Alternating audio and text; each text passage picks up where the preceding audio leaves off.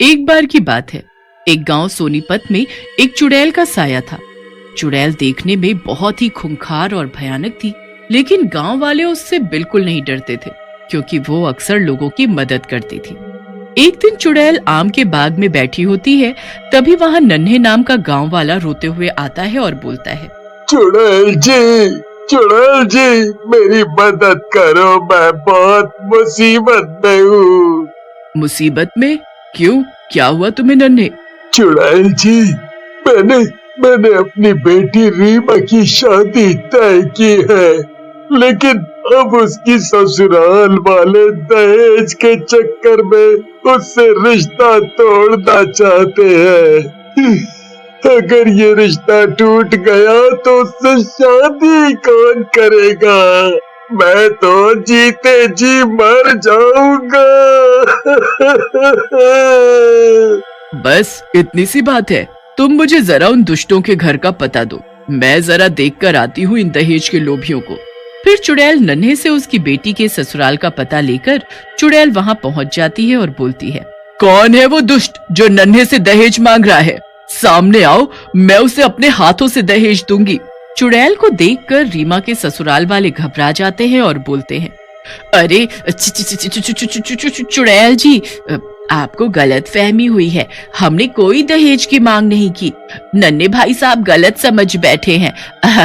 वो तो हम बस गिफ्ट की बात कर रहे थे। सुनो तुम सब लोग, चुपचाप रीमा से शादी करवा दो, समझे? और कोई गिफ्ट नहीं मिलेगा, समझे? और दोबारा ये बात आई तो मैं खुद गिफ्ट लेकर आऊंगी।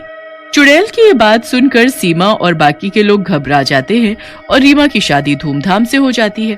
शादी के बाद नन्हे चुड़ैल के पास जाता है और बोलता है, चुड़ैल जी, आप महान हो। आज आपकी वजह से मेरी बेटी की शादी हो गई। आप महान हो। लोग आपको ऐसे ही चुड़ैल चुड़ैल कहते रहते हैं। नन्हे, अरे बस करो, मेरी तारीफ मत करो। मैं तो बस लोगों की मदद कर देती हूँ जो मुझसे बन पड़ता है। चलो जाओ तुम सब। नन्हे वहाँ से चला जाता है, लेकिन चुड़ैल की वजह से रेखा के ससुराल वाले अपने आप को बड़ा ही बेइज्जत महसूस करने लगते हैं। सीमा अपने पति कालिया से बोलती है, इस चुड़ैल ने हमारी बहुत बेइज्जती की है, मैं इससे बदला लेना चाहती हूँ, आप कुछ करो। दुख तो मुझे भी हो रहा है सीमा, लेकिन हम इस चुड़ैल से कैसे मुकाबला कर सकते हैं? ये तो हमें ही मार डालेगी अगर इसे कुछ भी पता चला हमारे बारे में। आप तो रहने ही दो, मैंने आपसे बड़ा डरपोक नहीं देखा। मैं ही कुछ करती हूँ। ऐसा कहकर सीमा अपने गांव से बाहर एक तांत्रिक के पास जाती है और उसे चुड़ैल के बारे में सब बताती है कि कैसे उसने उसके बेटे की जबरदस्ती शादी करवा दी। सीमा की बात सुनकर तांत्रिक कहता है, तुम चिंता मत करो, मैं अभी उस दुष्ट चुड़ैल की चुड़ैलियत निकालता हूँ। ऐसा कहकर तांत्रिक एक मंत्र पढ़ने लगता है। जैसे ही मंत्र खत्म होता है, वहाँ एक शैतान आ जाता है और बोलता है,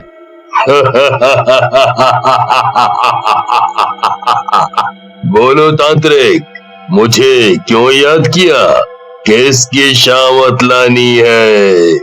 जा शैतान, इस औरत के साथ जा और ये जो भी काम बोले वो करना है। तांत्रिक की बात सुनकर शैतान सीमा के साथ उसके घर पहुंच जाता है।